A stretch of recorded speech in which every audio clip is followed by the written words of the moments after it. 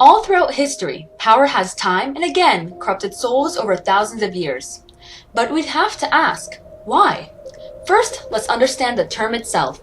Power is, by definition, the ability to direct or influence the behavior of others within the course of events. It's a concept that has time and again brought tragedy to various peoples. Let's go all the way back. In 1604, William Shakespeare wrote one of his bloodiest tragedies, Macbeth. The gruesome play tells the story of a once humble soldier named Macbeth and his transition into an inhuman being. It all begins when three witches prophesy that he will become the king. Quote, "All hail Macbeth! Hail to thee, Thane of Cawdor!" End quote. Macbeth's ambition and the desire for power causes him to tumble into a deep hole that eventually kills him by the end of the play. To understand how this happens, we must understand why power is so important. In various ways, every person on earth desires for power one way or another. Similar to how somebody who uses drugs gets a rush from smoking weed, people get a rush of dopamine when they have achieved power in a situation. It's addictive, and power is especially relentless. Unless the voice of reason is heard early on, it can be very difficult to snap out of. To better understand the concept and influence of having power, let's go behind the scenes with one of the documentary creators, Emily, as she heads over to the Square One shopping center to get everyday people's opinions on present-day corruption and the like.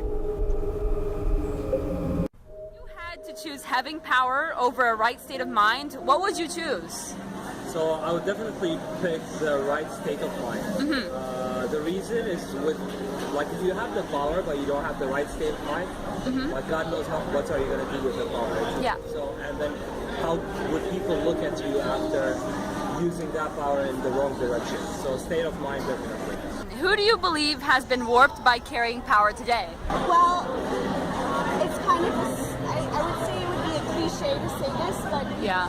somebody like Kanye West, to a certain extent, I think that artists by nature are eccentric, definitely to a certain extent.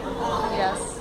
But when you start talking about yourself in the third person, and when you start self-proclaiming that you're a god and saying that you're already the greatest person, Oh my God. whoever did this in this genre before, actually, really, I feel like some of the greatest people in history were appreciated after the fact.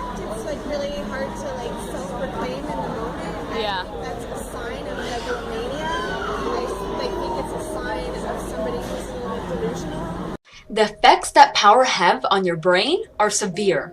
For Macbeth, it goes so far as to cause him to murder his best friend Banquo, as he remembers the last of the three witches' prophecies, in which Banquo's descendants will take his place as king. Quote, "Upon my head they placed a fruitless crown and put a barren scepter in my gripe," end quote, Macbeth growls. In the end, the corruption was too far gone, and Macbeth's tyranny ended by a way in which Macbeth's own clouded mind had helped his enemies to defeat him. Similar to how Cyrus from the book The Alchemy of Forever caused his own lover, Seraphina, to leave him. She describes the way his eyes caught on fire many years ago while watching the world burn around them in 1666, when Seraphina first told him that she was getting tired of being immortal. Quote, "The flash of anger that came over him was sudden and intense. The flames flickered red in his eyes, and for the first time in my life, I truly feared him." End quote.